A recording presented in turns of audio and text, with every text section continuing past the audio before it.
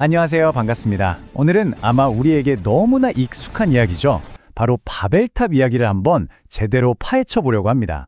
대부분 바벨탑 하면 그냥 언어가 갑자기 뒤섞여서 사람들이 흩어졌다 정도로만 기억하실 텐데요. 하지만 오늘 이 시간을 통해 그 익숙한 이야기 뒤에 사실은 얼마나 거대한 권력과 통제 그리고 신뢰의 문제가 숨어 있었는지 함께 발견하게 되실 겁니다. 자, 그럼 한번 깊이 들어가 볼까요? 네, 우리가 보통 알고 있는 바벨탑 이야기는 딱 이 한 문장으로 요약되죠. 옛날 사람들이 하늘에 닿을 만큼 아주 높은 탑을 쌓으려고 했는데 그 교만한 모습을 본 신이 벌을 내렸다는 거예요. 그래서 언어를 전부 뒤섞어버렸고 서로 말이 통하지 않게 된 사람들은 결국 탑 쌓는 걸 포기하고 전 세계로 흩어지게 되었다는 이야기. 그래서 우리 머릿속에는 바벨탑 하면 언어의 혼란, 이게 거의 공식처럼 딱 박혀 있습니다. 아주 단순하고 명쾌한 이야기처럼 들리죠. 그런데 말이죠. 만약 이 이야기가 단순히 말이 안 통해서 생긴 소동 정도가 아니라면 어떨까요? 만약 이 이야기의 진짜 핵심이 언어가 아니라 인간이 스스로를 지키기 위해 세우려고 했던 거대한 시스템에 대한 경고였다면요? 오늘 우리는 바로 이 질문에서부터 시작해서 바벨탑 이야기의 껍질을 한 겹씩 벗겨내고 그 안에 담긴 진짜 메시지가 무엇인지 들여다보려고 합니다. 자, 그럼 첫 번째 파트입니다. 여기서는 우리가 바벨탑에 대해 흔히 가지고 있는 오해들을 먼저 짚어보고요. 이 이야기가 사실은 어떤 진실을 가리키고 있는지를 한번 살펴보겠습니다. 단순한 언어 문제를 넘어서 더 큰 그림을 보기 위한 준비 단계라고 생각하시면 좋겠습니다. 그렇습니다. 이 바벨탑 사건은 고대의 어떤 언어학적 기원에 대한 설화가 아니에요. 그 본질을 들여다보면 이건 굉장히 정치적이면서 동시에 신학적인 이야기입니다. 누가 궁극적인 권력을 쥐는가, 무엇이 사람들을 하나로 묶고 통제하는가, 그리고 가장 중요하게는 우리 인간은 자신의 안전과 정체성을 어디에 두고 살아가는가, 보이지 않는 하나님인가, 아니면 눈에 보이는 인간이 만든 시스템인가, 이 모든 거대한 질문들이 바벨탑이라는 하나의 상징적인 사건 안에 전부 녹아있는 겁니다. 자, 그렇다면 진짜 문제가 무엇이었는지 이제부터 본격적으로 파고 들어가 보겠습니다. 아니, 도대체 하나님은 왜 사람들이 힘을 합쳐서 무언가를 건설하는 걸 막으신 걸까요? 이 부분을 정확히 이해하는 게 바벨탑 이야기의 핵심을 꿰뚫는 가장 중요한 열쇠가 됩니다. 아마 많은 분들이 이런 생각하실 거예요. 아니, 사람들이 힘을 합쳐서 도시를 만들고 기술을 발전시키고 뭔가 위대한 건축물을 세우는 게 뭐가 나쁘지? 이건 인류의 위대한 진보 아닌가? 맞습니다. 표면적으로만 보면 협력하고 건설하는 건 당연히 긍정적인 가치죠. 그런데 성경은 왜 이걸 문제 삼았을까요? 혹시 하나님은 인간의 발전을 시기하거나 두려워하는 그런 존재일까요? 이 질문에 답하려면 당시 사람들의 계획과 하나님의 계획이 어떻게 정면으로 부딪히고 있었는지 정확하게 봐야 합니다. 보세요. 여기서 모든 게 명확해집니다. 하나님의 계획, 하나님의 명령은 아주 분명했어요. 창조 때부터. 그리고 노아의 홍수가 끝난 후에도 반복해서 말씀하신 게 바로 퍼져나가라는 것이었습니다. 온 땅에 충만하게 퍼져나가서 생육하고 번성해라. 이건 생명의 확산이고 또 다양성의 시작을 의미하는 거였죠. 그런데 당시 인류의 계획은 정확히 그 정반대였습니다. 온 지면의 흩어짐을 면하자. 한 곳에 똘똘 뭉쳐서 우리만의 세상을 만들고 절대로 흩어지지 말자는 거였죠. 바로 여기서 하나님의 질서와 인간의 계획 사이에 거대한 균열이 보이기 시작하는 겁니다. 문제는 건설이라는 행위 그 자체가 아니었어요. 그 동기, 즉 흩어짐을 면하자는 하나님의 방향성에 정면으로 저항하는 바로 그 의도에 진짜 문제가 있었던 겁니다. 그럼 이제 그들의 의도를 좀 더 구체적으로 분석해 보겠습니다. 성경 본문을 자세히 뜯어보면요. 그들이 왜 흩어지기를 거부하고 한 곳에 모이려고 했는지 그 욕망의 4가지 단계를 아주 명확하게 우리에게 보여주고 있습니다. 바로 이 구절입니다. 창세기 11장 4절. 이 짧은 한 문장 안에 사실 바벨탑 프로젝트의 모든 것이 다 담겨 있다고 해도 과언이 아니에요. 이건 단순히 건축 계획서가 아니라 하나님으로부터의 독립선언문과도 같습니다. 이 문장을 네 부분으로 한번 나눠서 보면 그들의 진짜 목표가 무엇이었는지 아주 선명하게 드러납니다. 자, 하나씩 한번 뜯어볼까요? 첫째, 성읍을 건설하자. 사람들을 물리적으로 한 공간에 모아서 관리하고 통제하기 위한 기반을 만들자는 거죠. 둘째, 탑을 건설하자. 그냥 탑이 아니죠. 그 탑 꼭대기를 하늘에 닿게 하자고 합니다. 이건 신의 영역에 도전하면서 우리 인간이 얼마나 위대한지를 과시하려는 아주 상징적인 행위죠. 셋째, 어쩌면 가장 중요한 부분인데요. 우리 이름을 내자. 더 이상 하나님의 이름이 아니라 우리 인간의 이름, 우리 문명의 브랜드를 세상의 중심에 세우겠다는 선언인 셈이죠. 그리고 마지막으로 온 지면의 흩어짐을 면하자. 하나님의 명령인 확산을 거부하고 모든 것을 중앙으로 집중시키는 강력한 통제 시스템을 만들겠다는 의지의 표현입니다. 이 네 가지는 결국 하나의 목표를 향하고 있었어요. 그건 바로 강력한 시스템의 구축입니다. 흩어져서 각자의 자리에서 하나님을 의지하며 살아가는 삶이 아니라 우리가 만든 이 거대한 도시와 저 높은 탑이라는 시스템 안으로 들어와서 그 시스템이 주는 안전과 정체성에 의지하며 살자는 것이죠. 우리를 지켜주는 건 저 멀리 있는 신이 아니라 바로 이 견고한 성벽과 우리의 위대함을 증명하는 저 탑이야. 이게 바로 바벨탑의 정신이었습니다. 하나님을 우리 삶의 중심에서 밀어내고 바로 그 자리에 인간이 만든 완벽한 시스템을 올려놓으려는 시도. 바로 이것이 하나님께서 문제 삼으셨던 핵심이었던 겁니다. 그렇다면 하나님은 이 거대한 시스템 구축 시도에 어떻게 대응하셨을까요? 우리는 흔히 벌을 내렸다고만 생각하지만 성경을 자세히 보면 이건 단순한 징벌이라기보다는 아주 정교한 전략적 개입에 가깝습니다. 그리고 그 목적은 단 하나, 바로 권력의 분산이었습니다. 이 구절 정말 흥미롭지 않나요? 하나님께서 그들의 능력을 인정하고 계신다는 점입니다.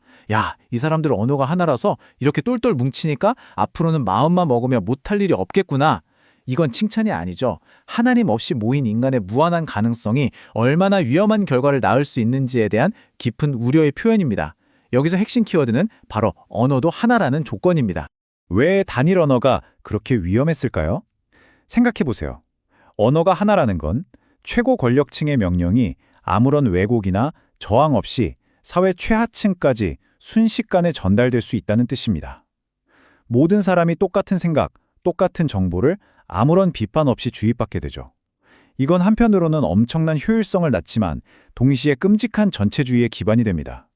모든 사람을 거대한 시스템의 하나의 부품으로 만들어버릴 수 있는 가장 강력한 도구, 그게 바로 단일화된 언어와 문화였던 겁니다. 바벨탑은 바로 그 위험한 지점을 향해 폭주하고 있었던 거죠. 그래서 하나님이 하신 일은 그들의 손에 쥐어진 가장 강력한 통제도구, 바로 언어를 무력화시킨 것이었습니다. 이건 마치 아이들의 장난감을 빼앗는 것 같은 감정적인 징벌이 아니라 거대한 독재 권력의 심장으로 연결되는 전원 코드를 뽑아버린 외과 수술과 같은 개입이었던 거죠. 위험하게 한 곳으로만 집중되던 권력을 다시 해체하고 분산시키기 위한 하나님의 놀라운 전략이었던 셈입니다. 그 결과 어떻게 됐나요? 언어가 나뉘고 문화가 다양해지면서 어느 한 세력이 전 인류를 완벽하게 지배하는 것이 훨씬 더 어려워졌습니다. 서로 다른 언어와 문화를 가진 집단들은 서로를 견제하고 균형을 맞추게 되죠. 이것이 바로 하나님의 권력 분산 전략의 결과입니다. 하나님은 인간이 서로 산행하며 공동체를 이루는 것은 기뻐하시지만 하나의 거대한 제국이 되어서 다른 모든 것을 억압하고 통제하는 것은 원치 않으셨던 겁니다. 그리고 이 바벨이라는 이름은요, 여기서 끝나지 않아요. 성경 전체를 꿰뚫는 아주 중요한 상징이 됩니다. 창세기에 등장하는 바벨은 훗날 이스라엘을 멸망시킨 거대한 제국 바벨론으로 그 이름과 정신이 이어집니다. 구약 성경에서 바벨론은 항상 하나님을 대적하는 교만한 세상 권력의 대표주자로 등장하죠.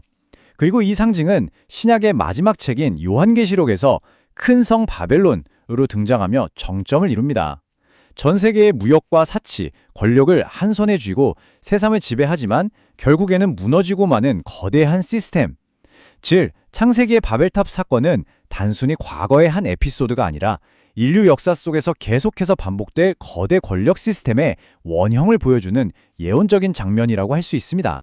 그렇다면 하나님은 그냥 인간이 영원히 흩어져서 분열된 채로 살기만 원하시는 걸까요? 흥미롭게도 신약 성경 사도행전에 보면 하나님은 다시 한번 언어를 통해 일하십니다. 바로 오순절 성령 강림 사건이죠.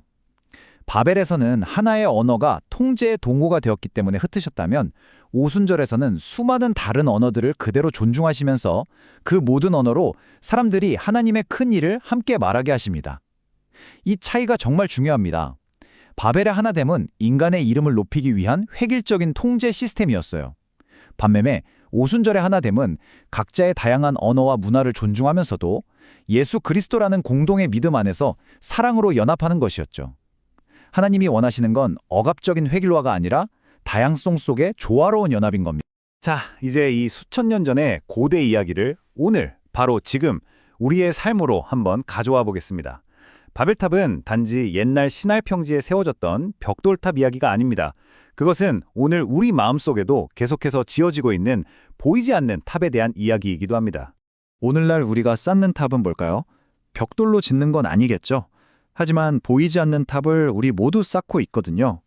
어쩌면 그것은 더 높은 곳으로 올라가려는 나의 커리어, 나의 경력일 수 있습니다.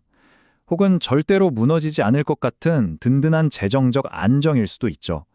수많은 팔로워와 좋아요로 증명되는 소셜미디어의 영향력일 수도 있고, 내가 속한 회사나 우리 조직의 명성을 높이는 것일 수도 있습니다. 이런 것들 자체가 나쁜 건 아니에요. 문제는 우리가 이 탑들을 통해서 궁극적으로 무엇을 얻으려고 하느냐에 있습니다. 잠시 한번 스스로에게 이 질문을 던져보면 어떨까요? 나는 지금 무엇을 의지하며 살고 있는가? 무엇이 나를 진짜 안전하게 지켜준다고 믿고 있는가? 나의 이름을 빛내줄 것이라고 기대하는 나만의 탑은 과연 무엇인가? 바벨탑의 진짜 비극은 탑이 무너졌다는 사실 그 자체가 아니라 그 탑이 자신들을 영원히 지켜줄 것이라고 굳게 믿었던 그 믿음 자체에 있었던 겁니다. 그리고 성경은 바로 이 지점에서 정말 기가 막힌 대조를 보여줍니다. 그토록 혼란스러웠던 바벨탑 이야기가 끝나자마자 바로 다음 장인 창세기 12장에서 하나님은 아브라함이라는 한 사람을 부르십니다. 바벨 사람들은 한 목소리로 외쳤죠. 우리가 우리 이름을 내자. 그런데 하나님은 아브라함에게 이렇게 약속하십니다.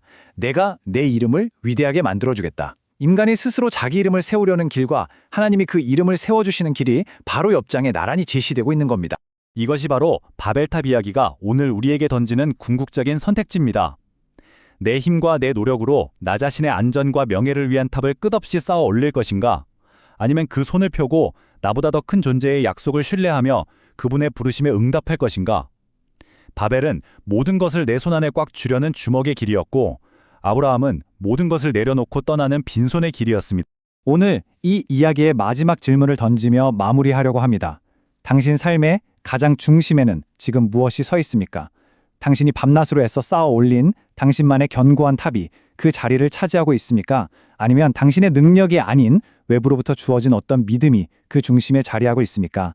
바벨탑 이야기는 수천 년 전의 옛날 이야기가 아니라 지금 이 순간에도 우리 각자의 마음속에서 벌어지고 있는 가장 현실적인 영적 싸움에 대해 우리에게 묻고 있습니다.